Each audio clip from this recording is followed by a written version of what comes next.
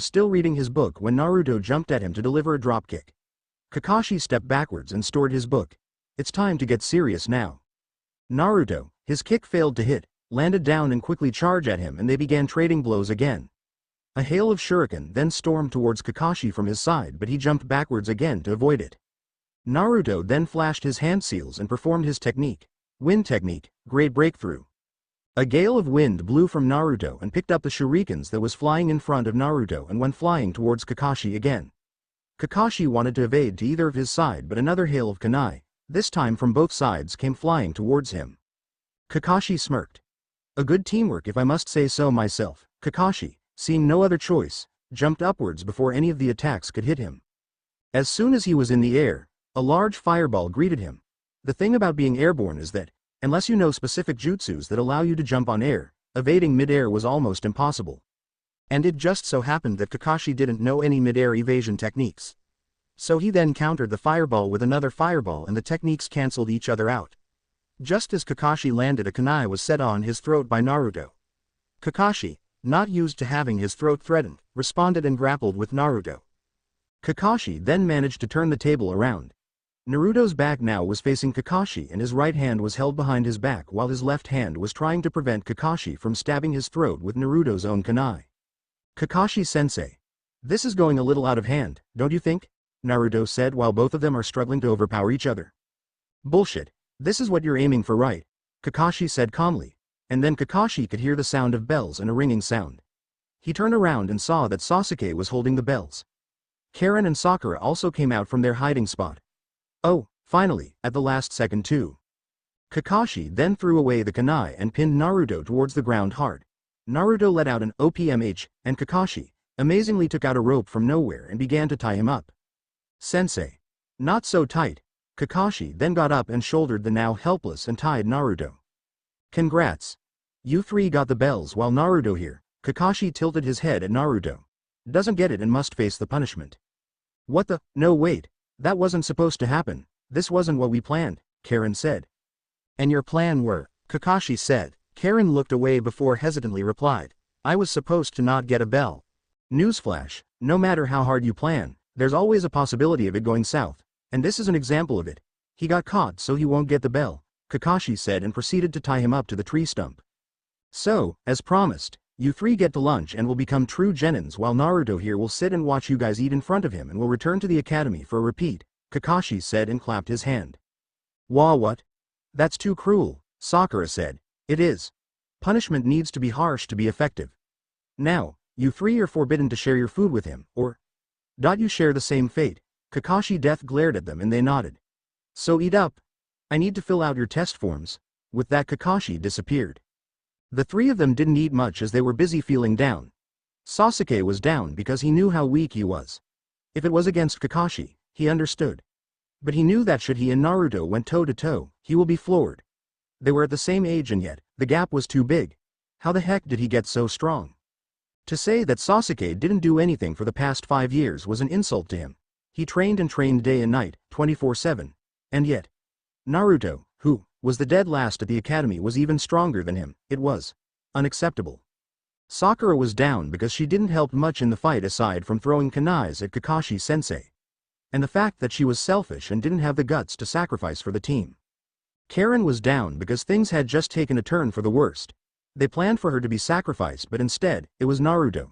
And now, Naruto, who had done so much for her, is going to repeat a year at the academy. Naruto didn't deserve this. He was strong and has the potential to go far. And now because of her, he's held back. Well, this could have been worse, Naruto said calmly. A single tear then dropped down to Karen's uneaten lunch and few more followed. I'm sorry, this shouldn't happen if I wasn't here, I was just the extra. Karen then cried fully, letting her tears stream down on her cheeks. Oh man, my Neko Nin team test was never this emotional, Naruto thought. A woman's final and greatest weapon against a guy is always her tears. Hey Karen-chan. No need to be sad, it's just a year. No, a year is too long, I don't deserve this. If only I had just stayed at Kusagakure, Karen sobbed. Oh boy, if none of them is going to offer their lunch to me, this whole thing is going to fall apart, Naruto thought. Karen-chan, don't say that. You're welcomed here, Sakura said and hugged her. She then cried too and realized that her selfishness had played a part in Karen's pain. Karen then broke herself free from her and muttered a thank you before steeling herself. Karen then offered Naruto her lunch. Karen. Sakura gasped. I don't care, this lunch was supposed to be Naruto's. Karen then took her chopstick and picked a bit of the food to feed Naruto. Sasuke watched as Karen fed Naruto. Both were blushing a bit. Now the team's going to have only 2 genins. 2? Suddenly Sasuke realized something that was so fucking trivial that he cursed himself because of his stupidity and he didn't want to admit it. Ego. Even if Karen wasn't in the team and they have the usual 3 genin in a team and was tested the same, there's no way Kakashi is going to fail one of them and make it a 2 genin per team. 2 genins in one team is never heard of before. Granted that 4 genin was also never heard of, but regardless the question remained that, what are they going to do with 2 genins? Are they going to have to wait until next year where a genin will join them and the test repeats? Or are they going to do missions with only 2 genins? No, genin missions were never authorized until they have the full team of 3 genins. Even if one of them was absent, they couldn't take any missions, especially the higher ranked ones. So it wasn't that one of them is going to fail. No, it was whether all of them going to fail, or make it. Sasuke then also offered his lunch at Naruto, which surprises both girls but not Naruto. For a genius, it took you time to figure it out, Naruto mused. Sakura then followed suit, since it would pointless if her object of desire were to fail and she didn't. Might as well follow all of them to hell together. Kakashi then appeared in front of them using the body flicker and Death glared at them. Sakura, eeped, by the sudden appearance while Karen looked determined. Sasuke had a somewhat disappointed look. What did I order you guys to do? And you disobeyed it, Kakashi said in a stern voice. And all of you guys pass, Kakashi suddenly said in a cheery tone and clapped his hand together. Both girls, At this and Kakashi eyes smiled at them. I don't get it, Sakura asked. The test is actually comprised of different parts, Kakashi began. The first part is to see or not whether you can work together to complete the mission regardless of knowing that one of you wouldn't make it out. Someday, a mission like this must be completed for the good of many, so pray to Kami that you guys wouldn't get this kind of mission, ever, Kakashi said with a sad tone. A lot failed because they didn't fight me but amongst each other for the rights for the bell, and some who managed to work as a team fell apart to decide who should get the bell in the end. I will tell you, a lot failed at this point. The second part is to know whether you will blindly follow orders and sacrifice your teammates for the sake of the mission or the other way around, Kakashi continued. But sensei. Just now you emphasized on the importance of the mission, but now, Karen said. Yes, missions are important, but that depends. Karen and Sakura had a puzzled look. Missions are issued by people and people aren't perfect. So missions can be flawed. Some missions might require you to do the unthinkable, which requires you to cross certain line that you could not cross. Missions, that, compared to your teammates' lives, isn't worth it. But wouldn't it be bad for us to fail a mission in an order? Sakura asked again. In the ninja world, those who break the rules are scum, that's true, but those who abandon their comrades are worse than scum, Kakashi said. Remember that to you heart and take it to your grave. I see. So this is about the importance of a team, right? Karen said and Kakashi nodded. A man's true wealth isn't measured by his material possessions, but the people he have knowing him, be it friend or foe. It doesn't matter how strong you are, or how good you are, if you're dick, it won't matter. Your attitude determines your altitude, Kakashi advised. Sasuke. Kakashi said to Sasuke and Sasuke turned to look at him. Great and important men are often leaders. And leaders are nothing without his people. A country's true treasure is not of its natural wealth, but its people. A king is nothing without his subjects. Sasuke looked away. That's why Naruto said that you must set your priorities right. Do you want to avenge your clan first or rebuild it? You might not come back if you choose revenge first. Is your clan's honor more important than its survival? Sasuke didn't answer. Pride is the first and deadliest of sins, Sasuke, and the source of downfall for many of the strong. Remember that. No amount of pride nor honor can bring back the dead, nor would it be useful when you have no one by your side. One day, you will be the leader of the Uchiha clan. Will you shape it to become better than before or will history repeat itself? Kakashi said and was met with a deadly glare. Think about it, Sasuke. Everyone turned to look at the Uchiha heir but turned back at Kakashi. Well, you guys pass, congrats. We will celebrate sometime later after our emotions are cleared, so meet you guys back here at 7 AM. Don't be late. Everyone except Sasuke groaned at this and Kakashi disappeared again, leaving the genins to themselves. Flashback and Ichigo whistled at this. Wow, you guys sure know how to make things complicated. Yeah, Rukia nodded. That sure brings back memories, right guys? The boys nodded. Flashback again. All three of them were tied to a tree stump and Kenzo was in front of them. What is this? I believe Ichigo failed but then Naruto offered his bell. Then Rukia disagrees and offered her bell but then Ichigo refused and then all the three of you got in a fight on who should be the sacrifice and I got confused and so tied all of you guys up. Everyone mumbled something at this. So come to a conclusion, damn it, who should I fail? No one, Naruto mumbled. Not accepted, Kenzo flicked a bug into his mouth. Fine. Then all of us, Rukia said and looked away. Your brother won't be pleased, Kenzo said. So, this is my team, not his, Rukia said confidently. A team's failure and success is everyone's, not an individual's. Kenzo then looked at the two boys. Do you guys agree to fail together?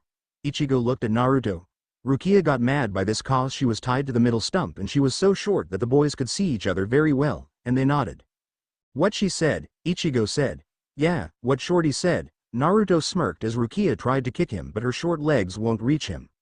Fine then, you guys failed spectacularly with flying colors and succeed. Kenzo threw his arm to the air. Wait. Do we failed or do we succeeded? Naruto asked. Both, Kenzo deadpanned. So, we originally were supposed to fail in the first place? Ichigo asked. No, Kenzo deadpanned again. Then what is it? Rukia asked, her temper rising at Kenzo's vague answer. Originally, one of you was to fail but you guys decided to fail together, Kenzo replied and the three of them sweat dropped. Anyway, you guys worked together as a team to bring me down beautifully and that was the theme of this test, teamwork, Kenzo said excitedly. The three of them mumbled incoherently. The truth was, as good as their teamwork was, they still couldn't bring the damn cat down. And Kenzo beat them again and again no matter what they did. When you can't fight against quality, counter it with quantity, Kenzo continued, not caring about their mumbling. Have you heard the saying, death by thousand cuts? Kenzo asked them. The three of them nodded their head. Do you know why? 'Cause the guy was so awesome that he can cut people 1,000 times? Ichigo said and got a bug flicked into his mouth. Wrong. It is because the cuts are pathetically weak, so pathetic that it took 1,000 cuts to kill someone. Kenzo stated and the three genins had their jaws open. Kenzo immediately flicked bugs into their mouths. It shows that quantity can overcome quality. It also shows that the person who does the cuts are extremely determined and never gave up. His tenacity is to be admired, Kenzo said. Right. Rukia said. It shows that if your attack can even hurt a little, even for 1 damage, never give up and keep hacking and slicing until your foe is down. No matter how cruel it could be to your enemy, Kenzo said and nodded his head, as if confirming the facts. That also brings us to ways of ninja number. Kenzo scratched his head. 18, Naruto said. Wasn't it 25? Ichigo said next. I thought 40, Rukia said. 99. The 3 genins rolled their eyes at him. A strong person can fall to hundreds. And I thought Yoruichi was the loony one, Ichigo grumbled. Flashback ended again. Yep. Good times, Naruto said while hugging his tree branch tighter. Ichigo and Rukia shivered a bit at the thought of their loony teacher. Ichigo and Rukia were already long gone heading back to Nekogakure. Naruto was still inside the forest, but a few miles away from the battle site. It was already dark, so he's going to camp here for the night. After a dinner of spiced fish, Naruto was again on top of tree branch. The branch will be his bed for the night. Right, let's do this then. Naruto pulled out a seal tag from a pocket of his Anbu uniform and flared his chakra through it. In a puff of smoke, his Anbu uniform was replaced with his usual survival suit. Ah, the magics of sealing. Really have to master it fast, Naruto said and took out his book about sealing and sat again. The thing that he just did was a sealing technique. Swap seal. It works by swapping 2 items that has the right seal tagged on it instantly. It functions much like a replacement technique but instead used on items rather than yourself. This way, he can instantly change between his survival suit, which is for normal uses, and his Anbu uniform for battle uses. Besides, doesn't want his precious survival suit to get damaged. That thing cost him an arm and a leg. Anyway, when not used, his clothing and other items are stored in a seal using his body as the medium. Usually things are stored in scrolls and such, but other items can also be used. Like the human body, the Kyuubi was stored in him after all, so Naruto had another storage seal tattoo on right thigh to store his items. After half an hour, Naruto closed the book, finally finished with it. The book was the last book that was released publicly about sealing techniques, and it only covers seals for civilian and everyday use. Any seal for combat or other dangerous stuff isn't available through normal means. This is understandable. It would be bad if ninja or dangerous techniques are released to the public like newspaper. The potential for destruction and chaos is unimaginable. So it is safe to say that Naruto is now a master of harmless sealing techniques. He could make seals for everyday use like silencing seals, storage seals, weight manipulation seals, and so on. The rate of him to be a master was rather terrifying for him. Normal people would take months or years just to reach his level, but it only took him a week to master it. Well, Naruto isn't normal people. He had the advantage of being an Uzumaki, who specializes in sealing techniques after all. That, and he have the help of his wonderful clones. Wonderful and noble clones. They became his guinea pigs in testing the seals that he made and sacrificed for the malfunctioning seals. So right now, to advance, he needed to acquire seal techniques made for combat. Well, he could just ask the old man for it. Or better yet, go to Uzu to find any scrolls left behind, if there is any. Seeing as he was done with sealing for the moment, Naruto decided to learn elemental affinity next. He's still in a fix on which to learn, and the help he got from his teammates doesn't help much either. Flashback. Ice. Rukia said with pride, her chest held high. You do realize not everyone can do ice? Ichigo said, and Rukia's chest inflated. Lightning. I know, right? I want to learn lightning too, Naruto said, and both boys grinned. Rukia rolled her eyes. You said lightning because Zangetsu is lightning-based. And you said ice because Shirayuki is ice-based. Lightning doesn't combo with his wind. It doesn't have to combo. Naruto sighed and smiled. He sure got a strange team. Ichigo and Rukia tend to get into fight, a lot. But it was a good-natured fight, like one would have between a brother and sister. Still, even though they fight and argue a lot, when it comes to teamwork, they were flawless. Guys, do you want to know something weird? Naruto asked, and he got the attention of both cats. Naruto then told them the encounter he had with certain Kumo ninja, Yugito ni. He told that he had a bad feeling that he should have learned water beforehand, but he didn't, and resulted in him almost losing the fight against the fire cat. Whoa. You got ninjutsu sense, Ichigo said with amazement. Then you should learn water. It combos with your wind, Rukia stated. Ichigo and Naruto stared at each other for a moment before. Nah, I'll take lightning, Naruto said. Ichigo crossed his chest and nodded with his eyes closed, as if Naruto had made the wisest choice ever, and Rukia face palmed so hard the smack could be heard for miles. Flashback ends. Naruto chuckled at the memory inside. He wished that one day he could have the same conversation with his new team. Well, not the exact same but in the same mood, you know. Anyway, Naruto then stored his book and took out his elemental scrolls again. He was about to take the lightning scroll when suddenly, he got the same feeling of dread that he should learn earth instead. Okay, I should listen to myself for once, Naruto said, and took the earth scroll instead and stored the others. And so he began to learn earth element, the element that long ago, he planned to learn it last, but in ironic twist, he's learning it first. To learn the basic of elemental affinity is easy, in theory. People who wanted to know their affinity would use a special paper, the chakra paper. The paper was from a tree that was nurtured carefully with chakra so that it would react to chakra passing through them. So if you flared your chakra through this chakra paper, it will show you your elemental affinity, and probably elemental bloodline too if you have any. Anyway, if the paper split in half, wind. Turn wet, water. Burst into flames, fire. If it wrinkles, lightning, and finally, if it crumbles to dust, earth.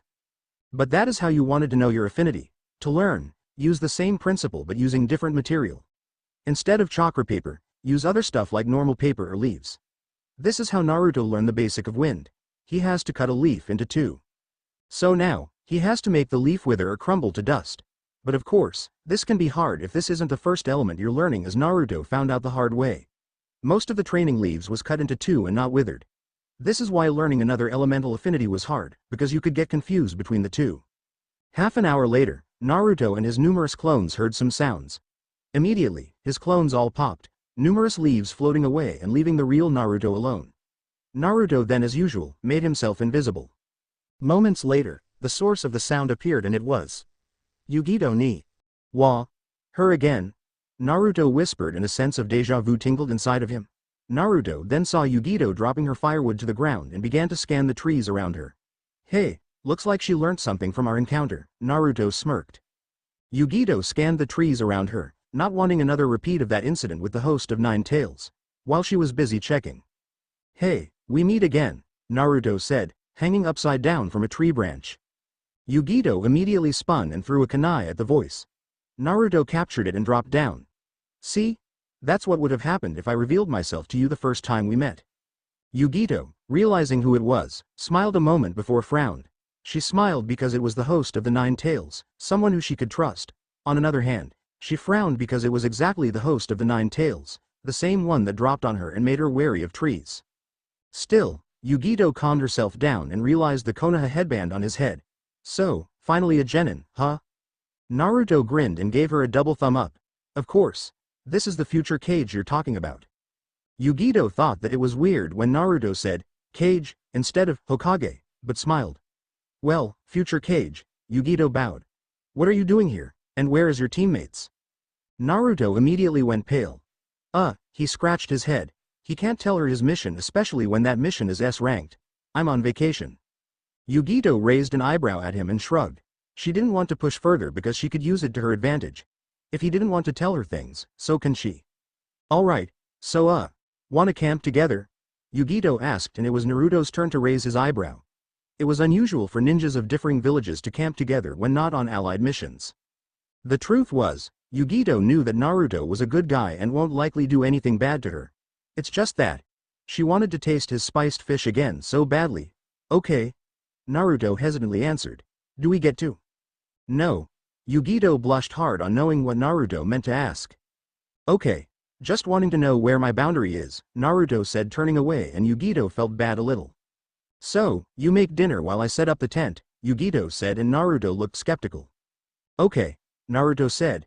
He had dinner, true, but it didn't hurt to eat more, right? After all, ninjas tend to burn calories quickly. Have you ever seen a fat ninja? Oh wait. You have. But that's different, as their fat is actually an advantage to them. After a while, everything was set up and Naruto's spiced fish sent off a tempting scent to Yugito's nose. Damn. That kid makes one good spiced fish. Nibby the demon cat said inside Yugito's head. I know. Yugito agreed mentally. I wonder if it is because of the spices he uses? Naruto then picked up a cooked fish and was about to hand it to Yugito when he realized something. Yugito was sitting like a cat, and Naruto swore that if Yugito had cat tails, it would swish around. Yugito also was focusing on the fish in his hand. Naruto then moved his hand around and Yugito's eyes followed suit. He moved it in a circle and Yugito eyed the fish in a circle. Naruto then grinned evilly. Oops,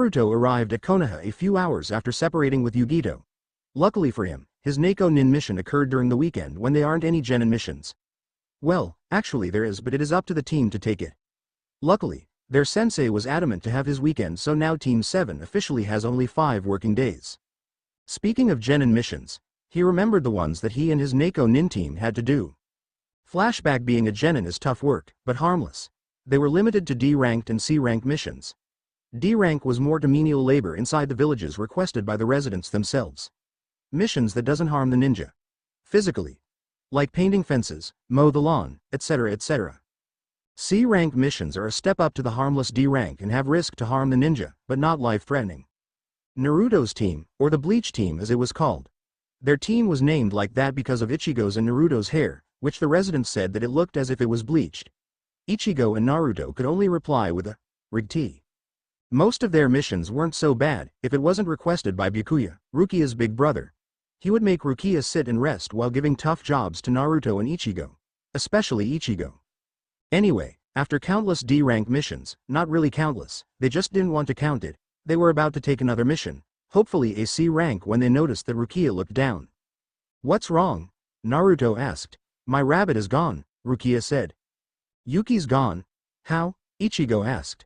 "I don't know, we tried to search for her but still couldn't find her." Rukia bawled.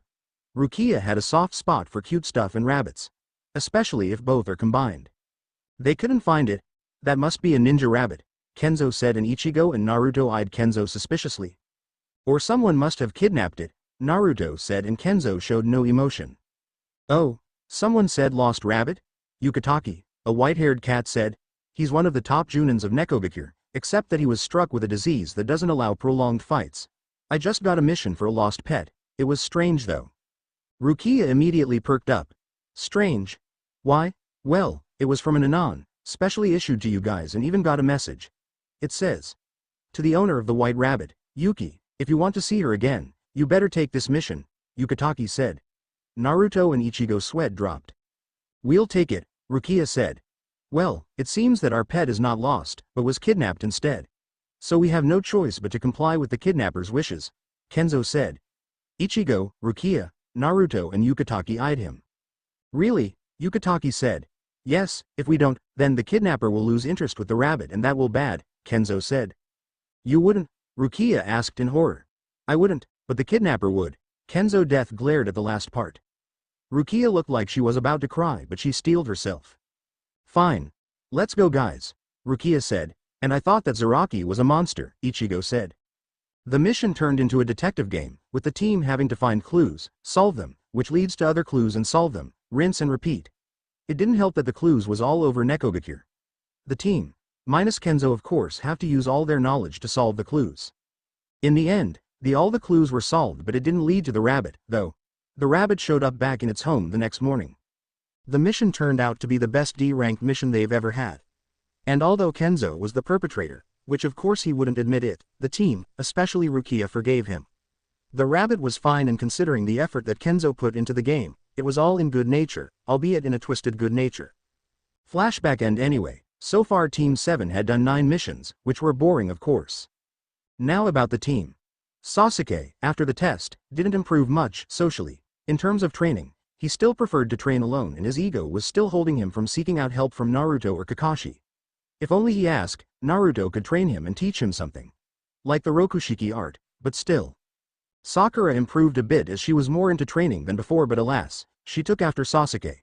Sakura viewed Karen as her rival, which something that Karen doesn't even consider her to be one at all. So, she chose to train by herself too. Naruto sighed. Sakura has perfect chakra control, which is expected from someone that has small to medium chakra source. If she just approached Karen and asked her something, she could learn some medic skills, in which she might see that it would be her forte instead of offensive ninjutsus. But no, she just had to take after Sasuke.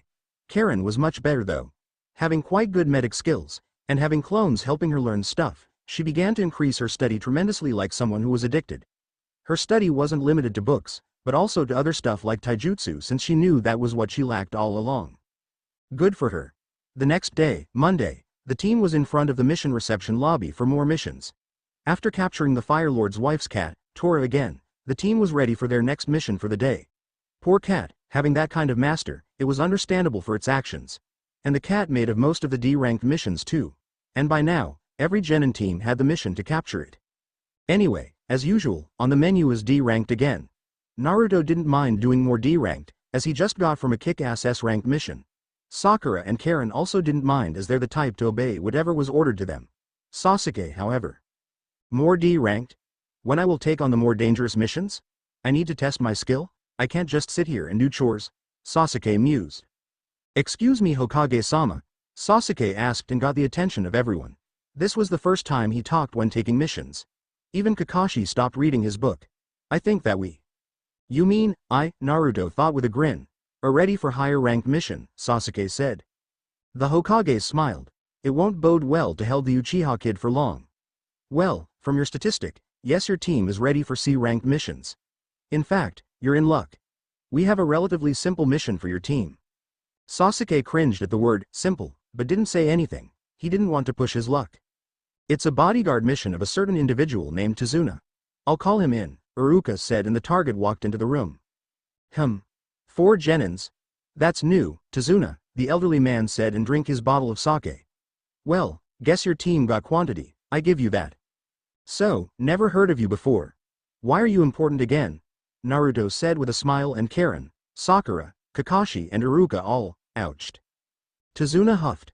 "The name is Tazuna and I'm the super expert bridge builder, so I expect you guys to give me super protection till I got home, got it?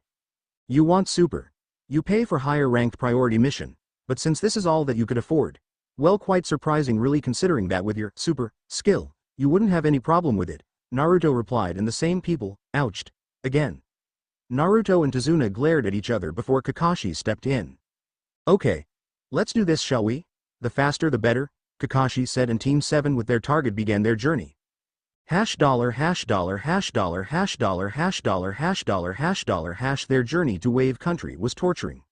Naruto didn't want to talk with the old man, as no doubt they would start their verbal war again, and that would be bad. Sasuke as usual didn't talk. Karen was reading her book and so was Kakashi, but luckily, Sakura decided to end the silence. Sakura asked about whether Wave Country had any ninjas, and Kakashi then explained the situation, that not all country had any ninjas, especially the smaller ones, and had to rely on the ninja villages like Konoha for ninjas. Naruto and Karen sighed at this. So much for a book-smart kunoichi. She didn't even know something this simple. Still, Naruto was glad for her move. Sakura was worried that they might encounter foreign ninjas, but Kakashi assured them that they won't, to Sasuke's chagrin. Tazuna, however, looked worried, and then they came across a puddle which the team walked nearby. Naruto and Kakashi realized something was wrong but decided to keep quiet. Both could have handled the problem easily, but Naruto was sure that Sasuke would like to handle them. And sure enough, when the group passed by the puddle, 2 men in masks emerged from the puddle and attacked. The men each had 1 gauntlet on each arm with a shuriken chain running between them. Kakashi was easily ripped to shreds by the chain and was about to attack Naruto next. But Sasuke had saved him and easily defeated both of them. Kakashi appeared few moments later. They ripped a log, as usual, to help tie the demon brothers. They were missing ninjas from Kiri. "Where did they come from?" Sakura asked after the situation was in their control. "The puddle we went by just now," Naruto explained. "What puddle?" Sakura asked again.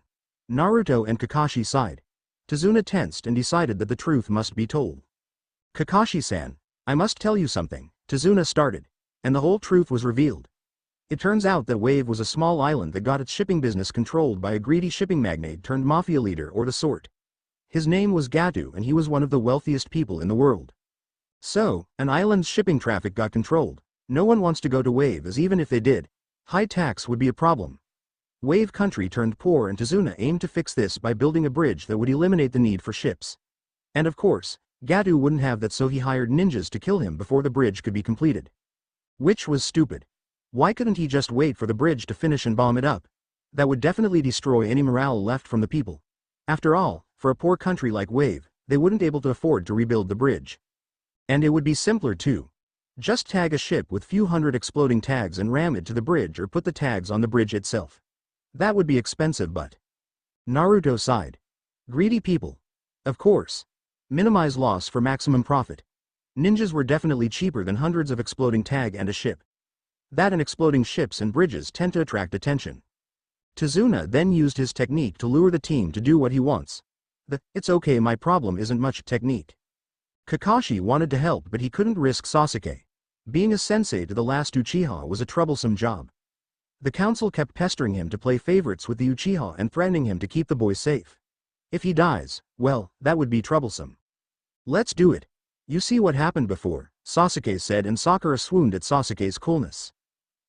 If the kid himself volunteered, then that would be a different story now, wouldn't it? Kakashi's eyes smiled and they continued with the mission. The demon brothers snickered. The kid didn't know much about the world, doesn't he? If one way doesn't work, use another way that's much better. If one ninja can't finish the job, send someone much stronger. Did the kid think that Gato was just going to stop? Hash dollar hash dollar hash dollar hash dollar hash dollar hash dollar hash dollar hash wave country. They finally managed to sneak in into wave successfully and were on their way to Tazuna's house when. Get down, Kakashi said, and everyone ducked just as a large sword went flying by them. The sword got stuck to a tree and a man appeared standing on the handle. The man wore baggy pants but no shirt. Strangely, he decided to cover his mouth much like Kakashi. On his head is a slashed forehead protector of Kiri. Well, if it isn't the missing ninja from Kiri, Zabuza, the demon of the mist, Kakashi said at the man. And if it isn't the copy ninja from Konoha, Hitaki Kakashi, Zabuza said. Kakashi, I offer you this. Give me the old man and I let you and your hatchlings live. Sasuke tensed at this. Hatchlings? Sorry, no can do. It would scare my cute genins if I let you kill the old man. This is their first C-rank mission after all, Kakashi replied. Zabuza laughed. I've been through much worse before I was a genin. Naruto approached Karen and whispered into her ears. Karen, use your ability to check for any enemy reinforcements. He might not be alone like the previous guys. Karen nodded and executed her mind's eye of the Kagura and found another chakra source. You're right, there's another one hiding the woods. Naruto nodded. Kakashi-sensei, can you handle Zabuza? I have to take a leak. Kakashi, Karen and Tazuna sweat dropped. Sasuke and Sakura couldn't believe that he could be taking a leak at this crucial moment, unless. So Naruto finally caved in under a strong opponent. Huh? Looks like you're all talk, Naruto, Sasuke thought. Zabuza, however. Has the kid found out about Haku? No matter, not like he can do anything anyway. Kakashi knew what Naruto truly meant and nodded. Just don't take too long, I might want to take a piss too. Everyone except Naruto and Kakashi sweat dropped. Naruto nodded and ran into the woods. Kids, protect Tazuna, Kakashi said. This guy is way out of your league. Hash dollar hash dollar hash dollar hash dollar hash dollar hash dollar hash dollar hash. Haku was observing the whole scenario from a tree branch when the blonde kid decided to run into the forest. Now this had made his job harder. He was supposed to observe the team and find anything of interest that could be used later, but the group split. Oh well, not like that kid is of any danger after all. So, anything interesting down there? A voice said, and Haku quickly spun around to see the source of the voice. Naruto was standing on another branch, leaning on the trunk with his arms in his pockets. He was scanning Haku up and down. How? Yes, indeed. I'm a hunter ninja from Kiri, as you can see. Haku pointed towards his symbol on his mask. And I'm here for Zabuza. How wonderful. So why don't you join my sensei in taking him down? I'm sure with the both of you, Zabuza's good as dead, Naruto said with a grin. Haku was nervous for a moment before collecting himself again. Sorry, but if join you guys, Zabuza would have run. So you're waiting for Zabuza to tire himself from fighting my sensei before striking him? Naruto said, and Haku nodded. Unhanded and cruel, yes but needed, Haku replied. Naruto was quiet as he decides whether or not to believe the ninja in front of him. What he said was plausible, as you wouldn't want to just barge in a fight and team up with a foreign ninja. The teamwork would be somewhat bad. Fortunately, Naruto knew something that could help. So, the Mizuki sent you then? Naruto asked, and Haku nodded. Who's the Mizuki then? Naruto asked again, and Haku didn't reply. For all I know, you could be an imposter. Yugu. Haku didn't finish as a storm leg went flying vertically towards him. Haku dodged it and the storm leg cleaved the upper part of the tree behind him in half. In case you didn't know, Yugura was dead a year ago, Naruto said. Luckily, Naruto was a Neko nin and Nekogakure prided in knowing what's going on in the ninja world. Kirigakure was in a state of civil war ages ago, but like its name, Hidden Village of the Mist, what happened there, the world didn't know much about it. Having hidden, combined with mist, as the name helped. The world for one didn't realize that the civil war was over with the victory for the rebels that resulted in the death of its fourth Mizuki Yugura. And luckily for him, the Kiri missing ninjas doesn't update themselves about their own hometown. Haku, tched, and readied himself for combat. Have to distract him long enough until Zabuza-san kills Kakashi. Haku then threw 3 shurikens at Naruto. Naruto then flashed his hand seals and created a wind sphere on each hand. He then intercepted 2 shurikens in each sphere while narrowly evading the last one that was aimed to his neck.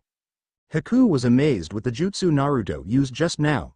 The shuriken was spinning furiously inside the wind sphere. Wind technique. Projectile capture, Naruto said. And now, wind technique. Wind-enhanced tools. Haku's eyes widened as the wind sphere was absorbed into the shurikens and Naruto put a finger into each of the shuriken's hole.